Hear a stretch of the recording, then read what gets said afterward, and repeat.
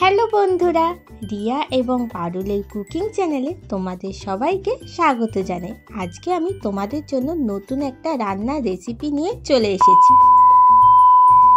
আজকে আমি সন্ধেবেলার জন্য দারুণ একটা স্ন্যাক্সের আইটেম বানাবো। এর জন্য প্রথমে আমি নিয়ে নিলাম একটা বাটির মধ্যে 1 বাটি মুগ ডাল। এরপরে মুগ ডালটাকে প্রথমে ধুয়ে নিতে হবে। তারপরে মুগ ডালটাকে আমি বেশ কিছুটা জল দিয়ে 1.5 ঘন্টা মতন ভিজিয়ে রেখে দিয়েছিলাম।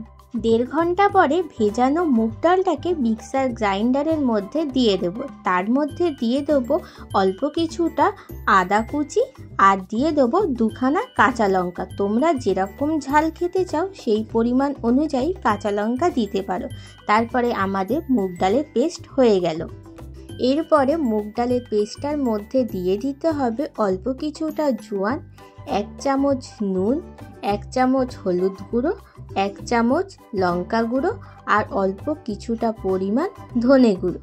তারপরে সবকটা মশলা দিয়ে ডাল বাটাটাকে ভালো করে মাখিয়ে নিতে হবে। এরপরে দিয়ে দিতে হবে এর মধ্যে পেঁয়াজ কুচি আর ধনে পাতা কুচি দিয়ে ডাল বাটাটাকে আবার ভালো করে মাখিয়ে নিতে হবে।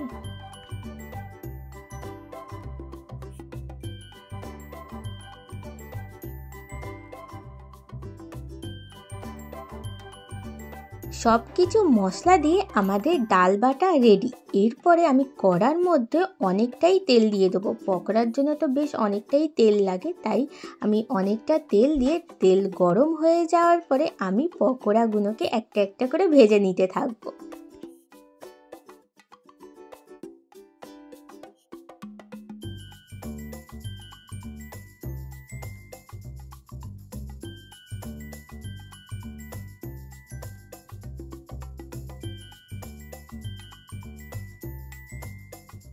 পকোড়ার এক পিঠটা লাল লাল করে ফ্রাই করা হয়ে গেলে পরের পিঠটাও লাল লাল করে ফ্রাই করে নিতে হবে।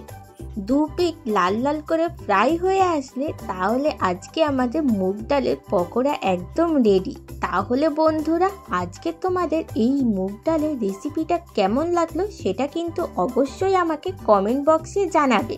সন্ধেবেলায় এই রকম মুগ ডালের পকোড়া খেতে খেতে IPL ম্যাচ তো একদম জমে যাবে বন্ধুরা। তাহলে ঝটপট বাড়িতে বানিয়ে ফেলো মুগ ডালের পকোড়া। আর আমাকে কিন্তু জানাতে একদমই ভুলবে না যে তোমাদের এই মুগ ডালের পকোড়া খেয়ে কেমন লাগলো। আরও অন্যান্য অনেক রেসিপি আমার চ্যানেলে দেওয়া আছে, গিয়ে দেখে আসতে পারো। টাটা বন্ধুরা।